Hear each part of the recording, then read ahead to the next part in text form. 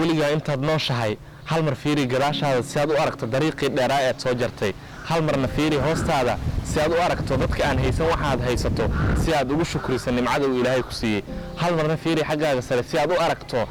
dadka shalay dadaalo ee ka dhabeeyey hamiyadooda iyo higsiyadooda nolosha quruxda badan ay ku nool yihiin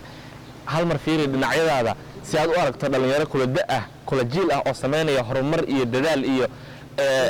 hor u socod oo si aad tartan u gashaan oo aad u hesho dhiirigelin iyo xamaasad inta kale ee noloshaada ah hortaada fiiri si aad u xaqiijiso yoolkaaga iyo hamigaaga yaan saxaab iyo caadkaa korin waxa aad rabto inaad ka dhabayso yaan qof kale kuu sheegin inaan la rumayn karin riyadaada adigaa lagaaga baahan yahay inaad dareento meesha aad u socoto adigaa lagaaga baahan yahay inaad qaadato sahayda aad u baahan tahay adigaa u baahan inaad noqoto qofka aad noqon karayso ha yeelin in qof kale kuu sheegay inaad xaqiijin karin riyooyinkaaga waa laga yaabaa maanta inaad dhigato jaamacad waa laga yaabaa inaad dhigato dugsi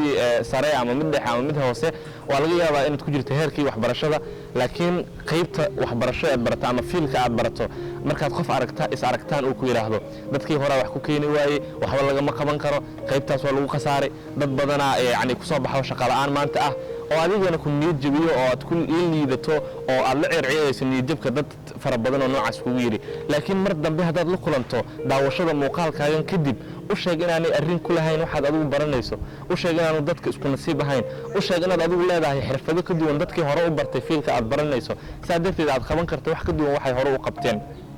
si aragga iyo adduun aragga waa lagu kala duwan yahay qof kastana waxaa u muuqda meel gaar ah haddii dadkoo dhammi kaa soo horjeestaan hadday isku dayaan inay baajiyaan riyadaada hala yaabin sababtoo iyaga waxaa u muuqda meel dhow oo hoosaysa adigana waxaa kuu muuqda meel sare noqo mutamayis qof fariid ah lana saaxiib oo la soco fariidiinta ha ogolaanin in nacasyada iyo doqomada nolosha ka dhacay ay kugu soo daraan masraxooda wax lagu camirto dib u dhaca iyo iska fadhiga u yahay meelaha ay ka shidaal qaataan adigu waxaa tahay qof ka duwan qof kastoo adduunyada ku nool isgarwaaqso muraayad horteed istaag oo dib isu dhiirigeli haddii aad kuftay dib u kac haddii boor iyo wax kugu halaabeen iska jaf dib isu kabo shakhsiyadaada naaxi adigu isdhiirigeli baro xirfado ka duwan intaad shalay taqaanay haddii aad shalay fashilantay ha nicin guusha ee waxaad haysataa dariiq kale ee lagu guulaysan karo ha istaagin oo ha isdhiibin ma jiro qof isu dayi kara inuu noqdo fariid aan adiga ahayn maanta haddii aad isu daydo inaad qabato waxaan dadku qaban karin berrita waxaad noqonaysaa waxaan dadkuba ahayn waxaan ku rajaynaya inaad guulaysataa joojin halganka